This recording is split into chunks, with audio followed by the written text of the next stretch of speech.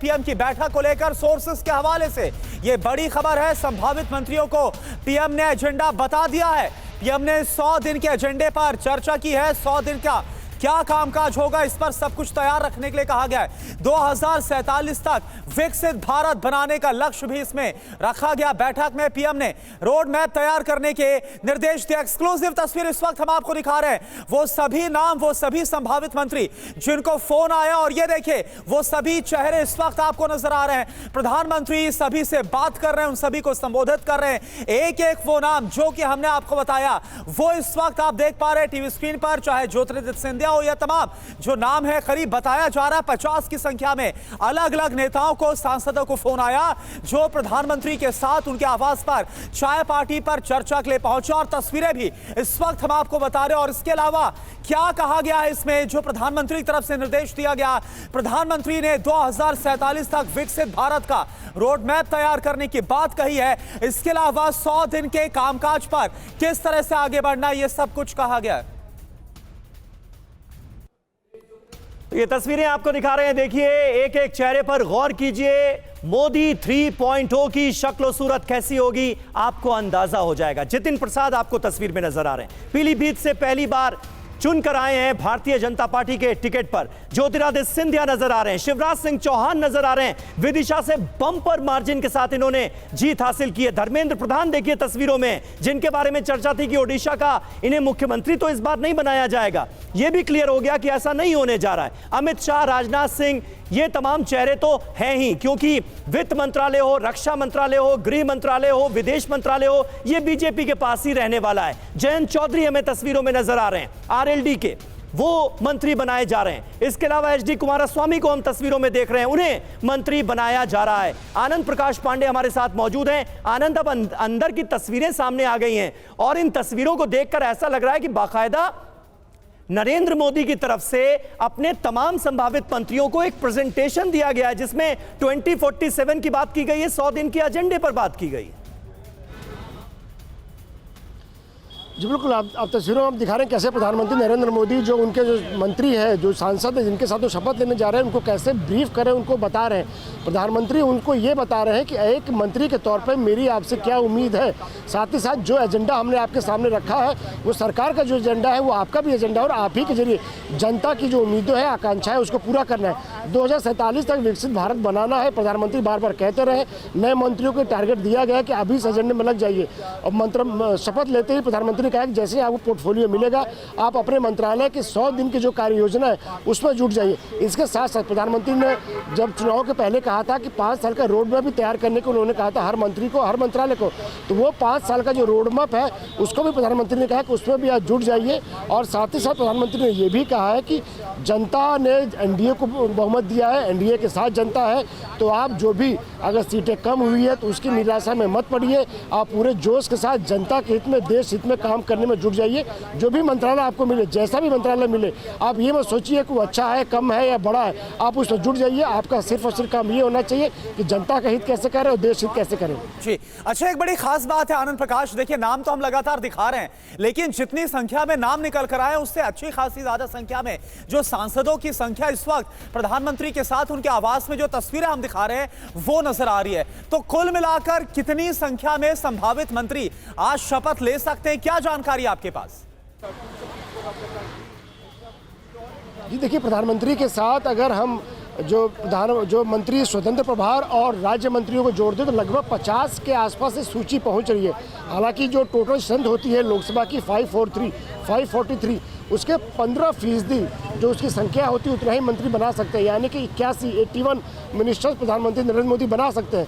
लेकिन 50 से 55 मंत्री जो हमें जानकारी मिली उतने बनाए जा सकते हैं, क्योंकि उतने मंत्री लगभग अंदर थे, और बाकी बहुत सारे पोर्टफोलियोज होते हैं, मंत्री पद होते हैं, उसको खाली रखा जाता है ताकि अगर भविष्य में अगर मंत्रिमंडल के विस्तार की जरूरत पड़ती है, नए सहयोगी बनते हैं तो उनको एकोमोडेट किया जा सके।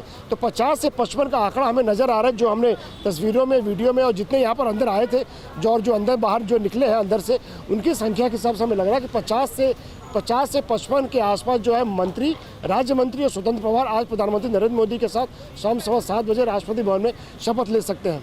बिल्कुल। और थोड़ी देर पहले आनंद, हम अभी जिक्र कर रहे थे सीआर पाटिल के नाम का। सीआर पाटिल भी हमें तस्वीरों में नजर आ रहे हैं। गुजरात में भारतीय जनता पार्टी के संगठन में बहुत महत्वपूर्ण भूमिका निभाई और इस बार प्रमोशन की तैयारी है, मंत्रिमंडल में वो शामिल होने जा रहे हैं, ये तय होता हुआ नजर आ रहा है। इसके अलावा एक और चेहरा, मिर्जापुर से सांसद अनुप्रिया पटेल अपना दल की अध्यक्ष हैं, मिर्जापुर से जीत की हैट्रिक लगाई है, उन्हें भी मंत्रिमंडल में मौका फिर मिल रहा है, यानी एक तरह से उन्हें रिटेन किया गया है। रवनीत सिंह बिट्टू, हम जिनका जिक्र कर रहे थे, 3 बार सांसद रहे, कांग्रेस पार्टी से बीजेपी में आए, लुधियाना से चुनाव लड़ा, चुनाव हारे, लेकिन पंजाब का रिप्रेजेंटेशन सही नजर आए, इसलिए उन्हें भी मंत्रिमंडल में शामिल किया जा रहा है। और ये तस्वीरें देखिए किस तरह से प्रधानमंत्री नरेंद्र मोदी ने 100 दिन के एजेंडे को एक बार फिर सामने रखा है तमाम संभावित मंत्रियों के, और उन्हें यह बताया गया है कि 100 दिन के एजेंडे पर आगे काम कैसे करना है, मिशन 2047 पर काम कैसे करना है, इसकी एक झलक प्रधानमंत्री नरेंद्र मोदी की तरफ से आज सभी नेताओं को दी गई है। अंजलि, तो तस्वीरें आप देख सकते हैं, प्रधानमंत्री नरेंद्र मोदी ने अपने कैबिनेट के मंत्रियों के साथ बैठक की है और आनंद भी हमारे साथ जुड़े हुए हैं। आनंद, ये जो वीडियो हम दिखा रहे हैं, जो एक बैठक करके नरेंद्र मोदी ने संभावित मंत्रियों के साथ जो बातचीत की है, ये जो चेहरे हम देख रहे हैं, लगभग ये कंफर्म है क्या कि आज ये सभी शपथ ले रहे हैं नरेंद्र मोदी के साथ? जी बिल्कुल, ये कंफर्म है कि जितने तस्वीरें हम अपने दर्शकों को दिखा रहे हैं, ये सब के सब आज शाम को आपको 7:15 बजे राष्ट्रपति भवन में नजर आएंगे, जब वो प्रधानमंत्री नरेंद्र मोदी के साथ शपथ लेंगे, पद और गोपनीयता की शपथ लेंगे। और जिन जिन को मंत्री बनना, उन्हीं को सिर्फ आज बुलाया गया था इस चाय पार्टी के लिए। चाय पार्टी खत्म हो चुकी है, लगभग 45 मिनट ये चाय पार्टी चली है। प्रधानमंत्री नरेंद्र मोदी ने सबको संबोधित किया, सबको अपने संबोधन दिया। एक नेता के नाते, प्रधानमंत्री के नाते अपने मंत्रियों से उनको क्या उम्मीद है, ये प्रधानमंत्री ने बिल्कुल, और वो निर्देश भी दिया गया। लेकिन एक बात बताइए आनंद प्रकाश, कि जो जानकारी आ रही है कि बीजेपी अपने पास जो टॉप 4 मंत्रालय, चाहे उसमें वित्त हो, गृह हो, रक्षा हो या फिर विदेश मंत्रालय, वो अपने पास रखेगी, ये जानकारी आ रही है। लेकिन खास तौर पर जो बाकी नाम निकल कर आ रहे हैं, जो बीजेपी के बड़े एलाइज है, बड़े सहयोगी, टीडीपी है, जेडीयू है, तमाम जो सांसद हैं, उनके पास क्या जा सकता है संभावित तौर पर, यह भी कुछ पता चल पा रहा है अभी? जी देखिए, जो आपने 4 बड़े मंत्रालयों के नाम बताए, उनके अलावा कृषि हो, रेल हो, ये मंत्रालय जो है ये भी बीजेपी अपने पास रखेगी।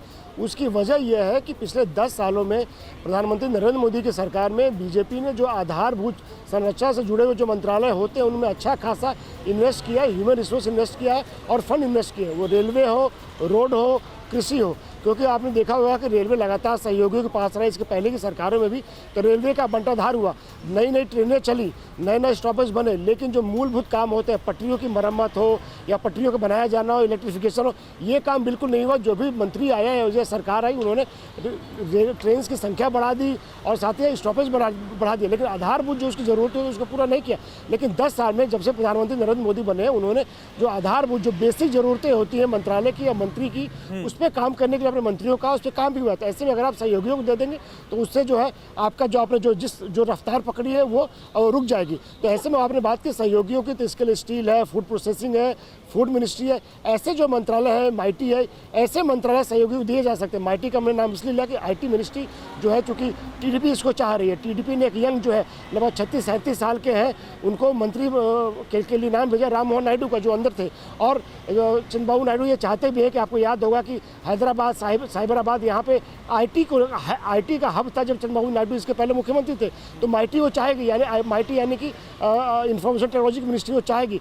लेकिन बाकी जो मंत्रालय है, जो भारी भरकम मंत्रालय हो, जो कि आगे विजन से रिलेट करते हैं प्रधानमंत्री नरेंद्र मोदी के, उससे कभी भी नहीं। देखिए आनंद, ये सवाल इसलिए पूछ रहा था मैं, ये सवाल इसलिए भी पूछ रहा था क्योंकि कल केसी त्यागी का बयान आपने भी सुना, उनकी तरफ से ये तक दावा किया गया और बोला कि उनके पास फोन की रिकॉर्डिंग भी है कि इंडिया अलायंस की तरफ से नीतीश कुमार को प्रधानमंत्री तक का ऑफर मिला था। तो ऐसा लग रहा है कि जो बड़े अलायंस हैं, क्या वो एक अच्छी खासी बार्गेनिंग भी करना चाहते हैं क्या पोर्टफोलियो को लेकर?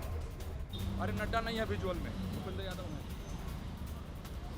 बार्गेनिंग करने की तो हर जो दल है, जो सहयोगी दल है, अगर वो जानता है कि भाई उसके भरोसे सरकार अब चल रही है, तो बार्गेनिंग वो जरूर करेगा, वो भारी भरकम मंत्रालय चाहेगा। लेकिन अगर आप कैसे त्यागी की बात कर रहे हैं तो आपको नीतीश कुमार की बॉडी लैंग्वेज देखनी चाहिए। जब एनडीए संसदीय दल की बैठक हुई थी तो जो उन्होंने कहा, जो उनकी बॉडी लैंग्वेज थी, वो साफ बता रही थी कि जो प्रधानमंत्री नरेंद्र मोदी जो फैसला कर लेंगे उसको नीतीश कुमार मानेंगे। और वैसे भी नीतीश कुमार की प्रायोरिटी अभी केंद्र नहीं, केंद्र से ज़्यादा उनकी प्रायोरिटी है कि राज्य बिहार, यानी कि बिहार में मुख्यमंत्री बने रहे और बिहार को केंद्र से ज़्यादा फंड मिले। और यही प्रायोरिटी जो है चंद्रबाबू नायडू की भी है। चंद्रबाबू नायडू को ज़्यादा से ज़्यादा केंद्र से आर्थिक सहायता चाहिए, क्योंकि जो उन्होंने अमरावती को लेकर जो उनका जो सपना था और साथ ही साथ जो राज्य की तमाम जो ज़रूरतें हैं, आर्थिक ज़रूरतें, उसके लिए उनको फंड चाहिए।